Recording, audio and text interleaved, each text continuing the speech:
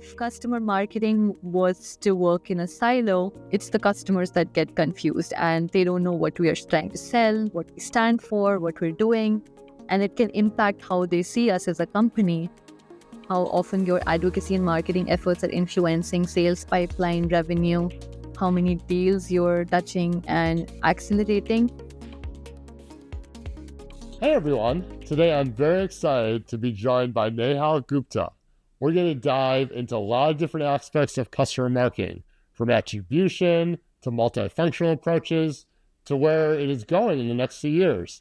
Nehal, thank you so much for being here today. Hi, Alex. Thank you. I know you're an expert in using customer marketing across different functionalities. Can you talk a little bit about how customer marketing should or should not be in a silo? Customer marketing works with so many different departments like product marketing, field marketing, advocacy, PR and comms, brand strategy, customer success, and they also touch legal, finance, and procurement. They all work in tandem. And I think cross collaboration and integration between all of these departments is the only way we can create meaningful experiences for the customers. They should be able to see that the marketing campaigns or initiatives that we're putting out, they're all unified, they make sense, and they should have a long shelf life. And I think for that reason, working in silos just doesn't make sense.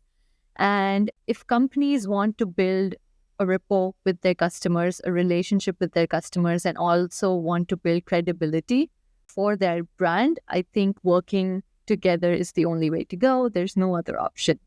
If customer marketing was to work in a silo, it's the customers that get confused and they don't know what we are trying to sell, what we stand for, what we're doing, and it can impact how they see us as a company and how they see our products. How do you look at customer marketing as a growth strategy? It goes more to the question of how you're attributing your customer marketing efforts.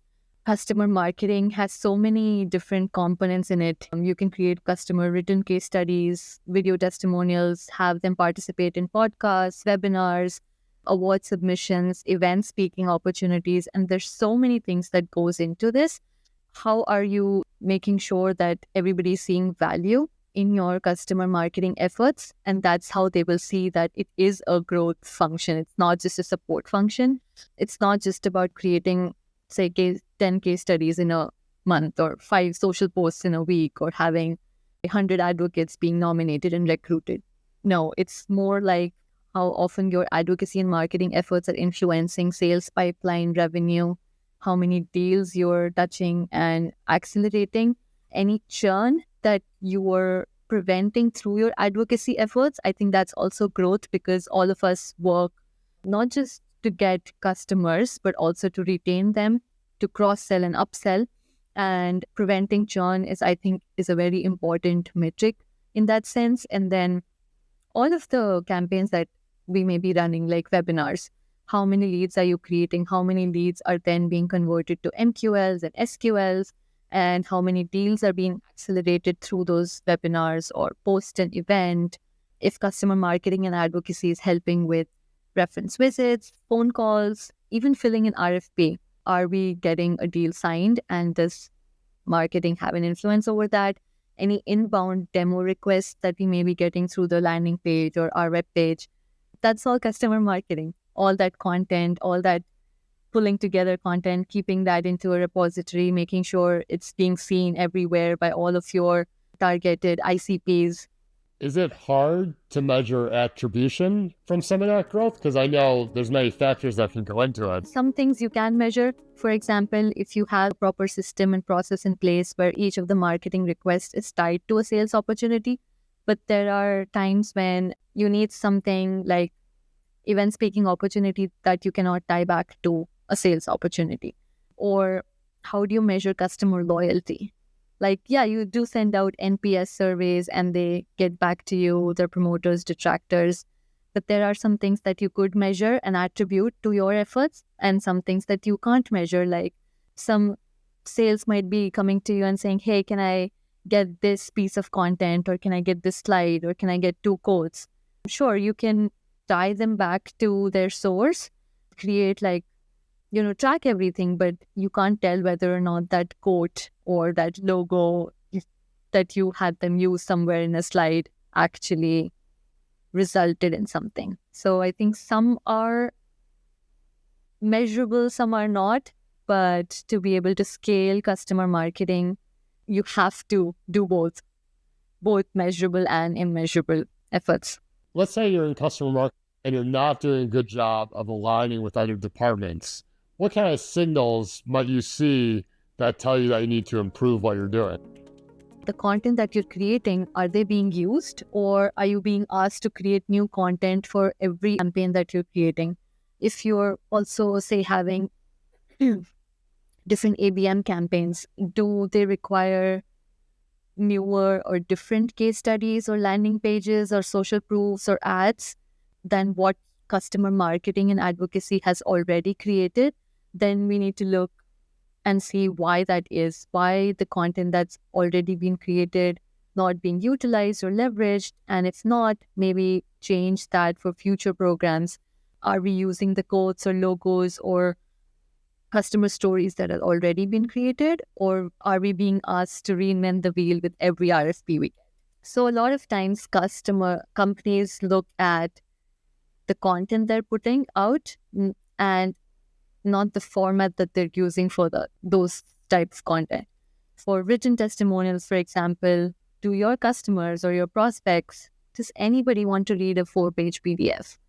Sometimes we send, and we're so happy creating all of these case studies and video testimonials. And if we get a prospect and we're like, oh, same industry, this is the same, say, buyer persona, and we have 5 case studies for it, let me just send them all. Would they read those 5 case studies in PDF format? That's like 20 pages of content that you're wanting them to do, like free work that you're wanting them to do. So maybe not the best way to digest customer content like that.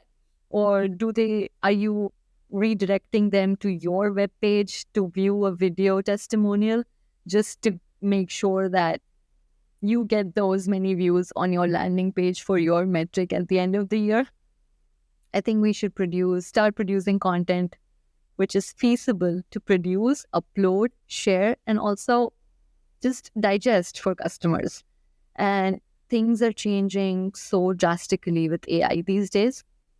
And I think customer storytelling and advocacy processes need to keep up as well, because we're all using the same sort of AI tools.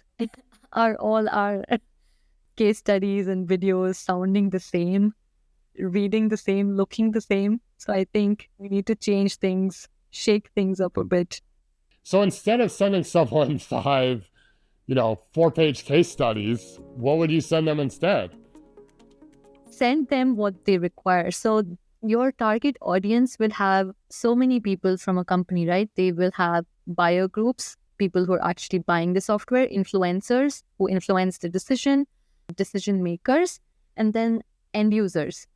Do you have content for all of them, or have you created a 4-page case study which you want to send to all of them and you're like, okay, this is the success story, read it. Make sure that the users understand how they can save 2 hours in their day that they might utilize for something more valuable in their role.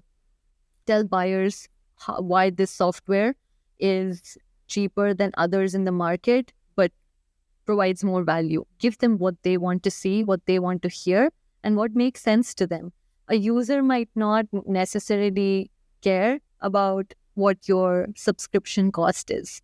So creating content and not being able to target it is, I think, big miss. For sure. Yeah, no, I think creating 5 different 30-second clips that answer a specific question is so much better than just one 3-minute testimonial. Absolutely. What do you think are the unique talents or qualities that customer marketers bring to the table?